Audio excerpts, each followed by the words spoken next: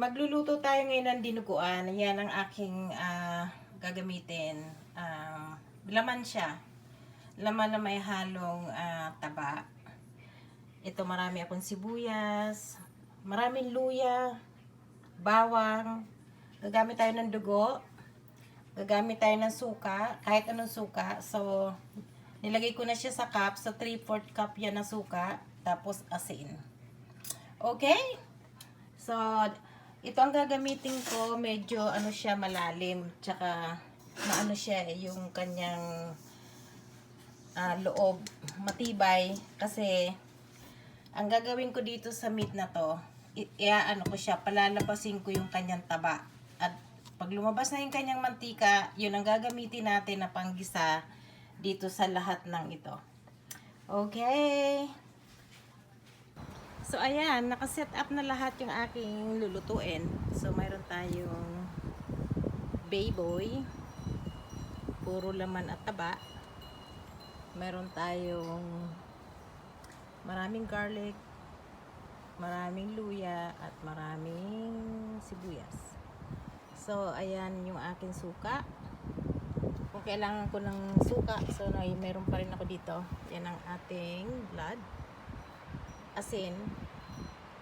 Maglagay tayo ng, instead of na sugar, maglalagay ako ng chicken powder, bouillon powder, para i-balance ko yung suka tsaka yung alat. Dito tayo sa labas, alam mo kung bakit? Una-una, ayan, maganda ang araw, mahangin, at the same time hindi tayo mangangamoy kasi maamoy ito pagka sa bahay ka magluto niya. So, ayan, nakaset up na. Kailangan ko ng napkin just in case na, kasi malayo ako sa kusina. Okay, tayo ay mag-umpisa na. Magsisindi tayo ngayon ng apoy. So, itabi muna natin yan. Wala mong top, masan. Ayan. So, sindihan natin. Isalang natin siya. So, ilalagay ko na yung meat. Kasi sabi ko, papalabasin natin yung kanyang mantika.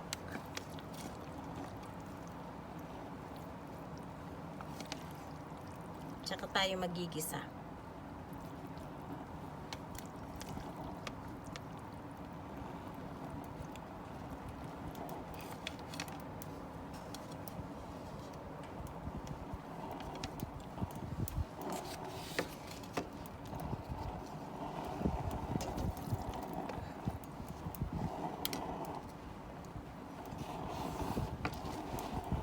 Mahangin siya dito, mahangin. Okay.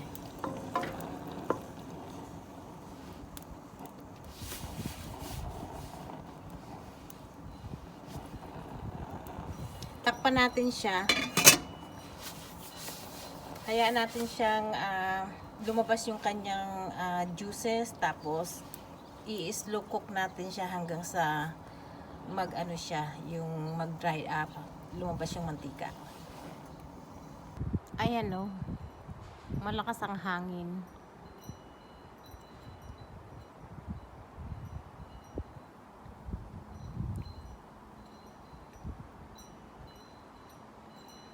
Kaya naisipan ko dito magluto ng dinuguan sa labas kasi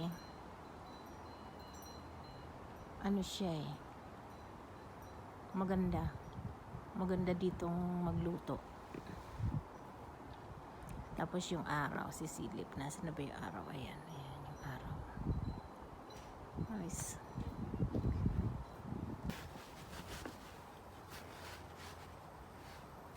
Ayan na siya. Kumukulo na siya. Lumabas na yung kanyang tubig sa meat. Hindi ako naglagay ng kahit anong tubig dyan.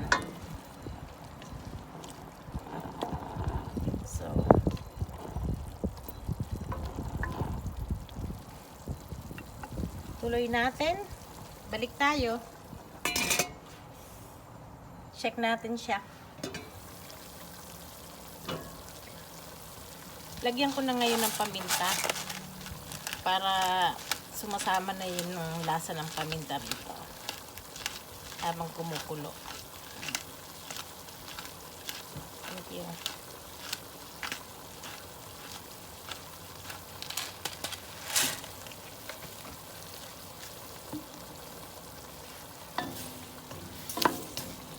So, ayan, nagtubig yung kanyang meat.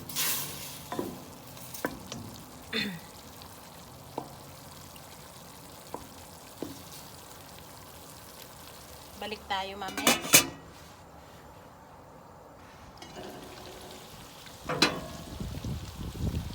Ayan. Medyo brown na siya. Ilalagay ko na yung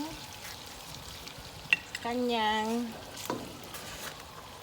ito, oh. Luya. Maraming luya. Kailangan nating i-infuse ang luya dito sa ating meat.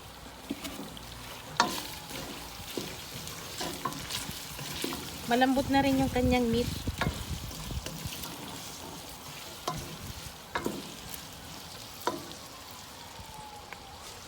Maglalagay na rin ako ng asin. So, ganyan muna yung asin.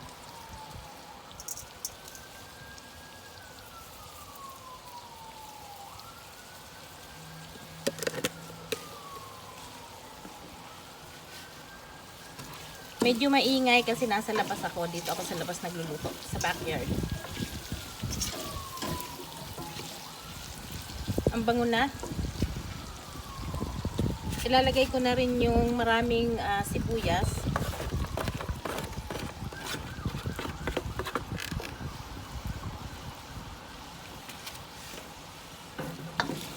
Para sabay-sabay silang parang ano sila, nagigisa.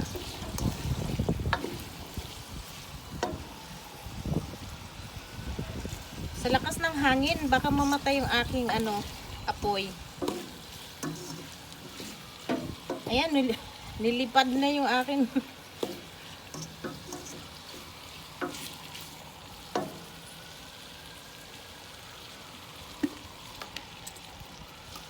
Maglalagay na rin ako ng chicken base para yung lasa niya mabalance.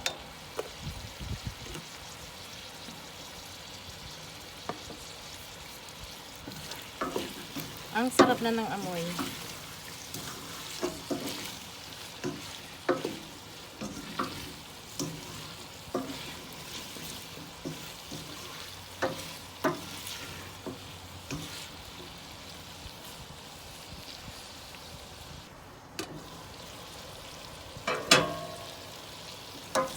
Haluin natin siya.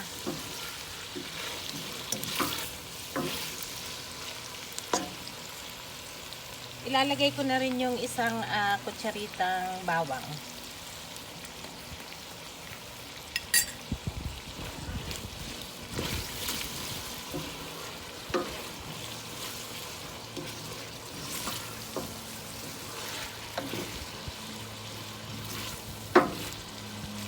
Ang bango.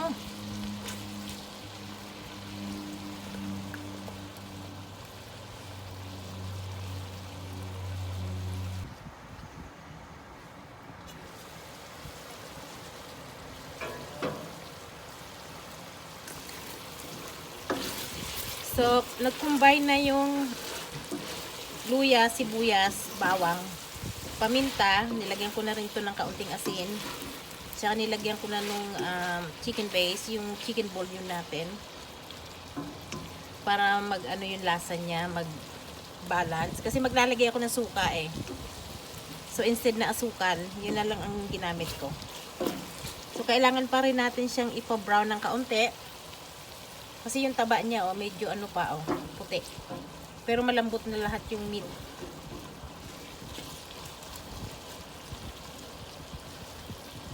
So, takpan ko muna para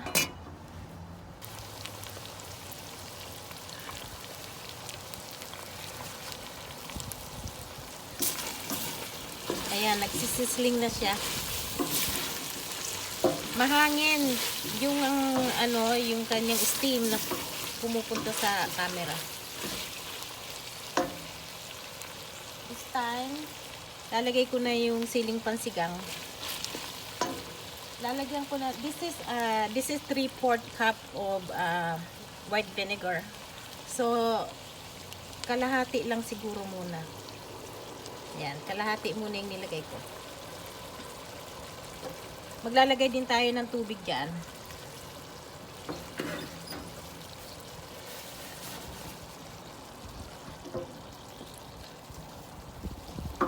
Ayan muna natin kumulo yung vinegar niya. Tinikman ko yung lasa niya, masarap na. Pero kasi maglalagay tayo ng sabaw tsaka yung dugo. So, baka magdagdag tayo ng asin.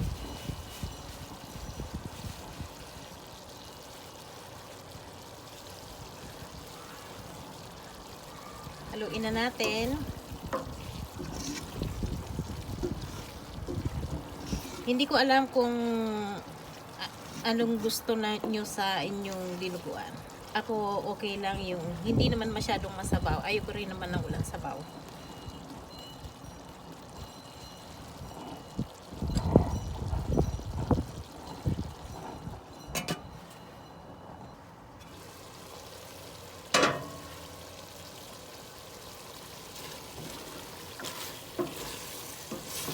Hindi ko tatanggalin yung sili, hahayaan ko siya dyan.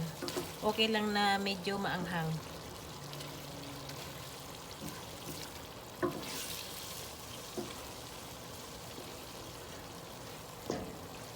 Maglalagay ako ng tubig ng kaunti.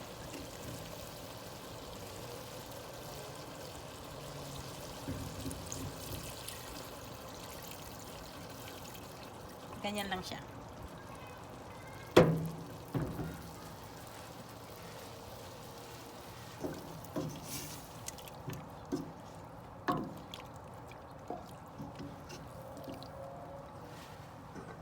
Pakuluin natin siya.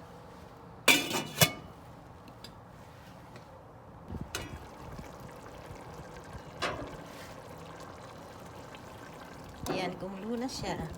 Maglalagay ako ng ito, ilang dahon ng laurel para pandagdag bango.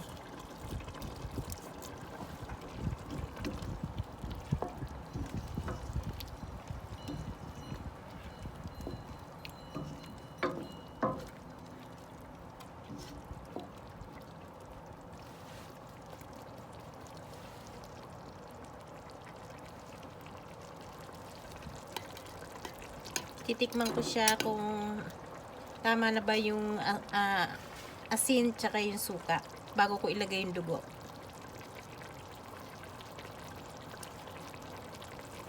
Kulang siya ng suka.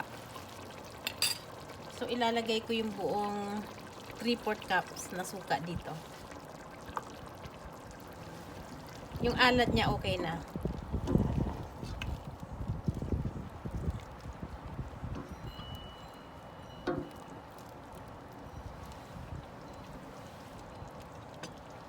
Isang kulo pa, tapos lagay na natin yung dugo.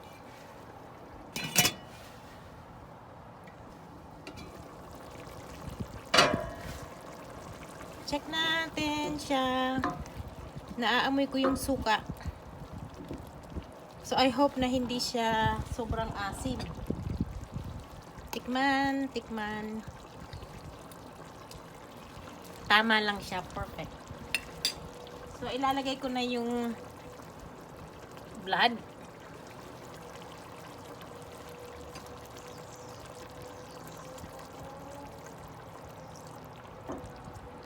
Bali yung blood niya, ano to, 2.5 cup yung measurement niya. And FYI, hindi to dugo ng ng baboy kasi wala akong nabili. So, ang available lang nila dugo ng baka, which is mas gusto ko naman dahil hindi siya malansa. So, mas creamy siya.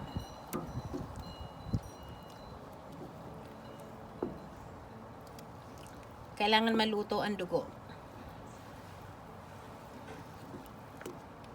Malapot, oh.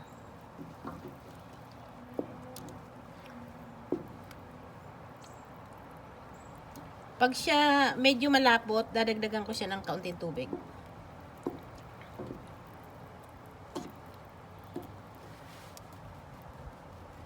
Pakukuluan natin siya ng kaunti.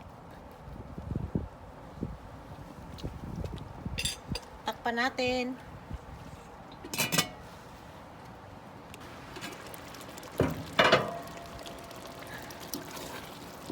Bango.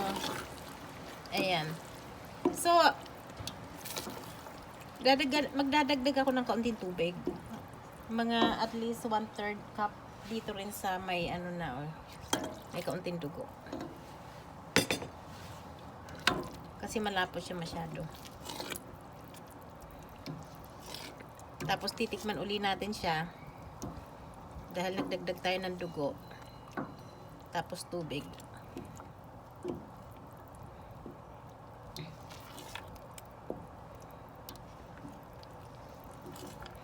Ang bango. Yan yung aking ano, sili. Masarap nito, medyo maanghang ng kaunti. So, again, ang dinuguan ko ay laman, tapos may kaunting taba. Pinalabas ko yung mantika ng baboy. Hindi ako naglagay ng tubig. Usa siya nagtubig. Slow cook lang siya. Tapos nung lumabas yung mantika niya, doon ko ginisa yung maraming luya, sibuyas, tsaka bawang. Tsaka kaunting paminta. Naglagay din ako ng chicken powder to balance out ng saltiness niya, tsaka yung kanyang asim ng vinegar, white vinegar. Tapos naglagay ako ng ilang dahon ng laurel para mas mabango bukod doon sa luya na iniligay ko. Ayan na, ang sarap niya ng tingnan, oh. Creamy na siya. Titikman ko kung tama na ba yung kanyang ano, lasa.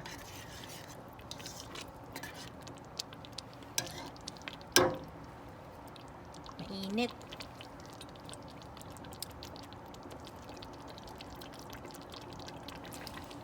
Ang sarap. Lalagyan ko ng kaunting asin. Ayan, oh, nagmamantika. Kaunting asin. Kaunting chicken powder. Ayan lang. Kasi naglagay na ako kanina eh. Tumatalsik na yung kanyang ano. Tapos lagyan natin ng kaunting paminta.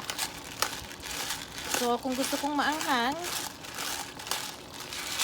ipapuncture ko lang yung isa doon sa mga ito oh, yung aking jalapeno yan eh, kaya maanghang talaga. So, that's the dinuguan. Hindi siya malansa lalo kasi yung ginamit kong dugo ng baka. Ayan. So, this is my own version. Inisip ko lang kung ano yung pwede. Busy yung ate ko eh. Humingi ako ng refreshment sa kanya. Busy siya, nasa work. Eh, kailangan ko nang iluto to. Kaya, well again, this is my dinuguan. Another dish I shared. I will put the everything in the description below. If I want you guys to watch the show, this video, would you like to like, shares, and subscribe? Thank you very much. This is dinuguan, my version.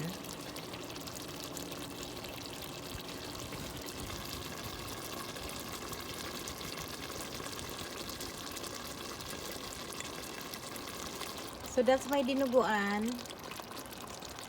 Sarap no, ayan no.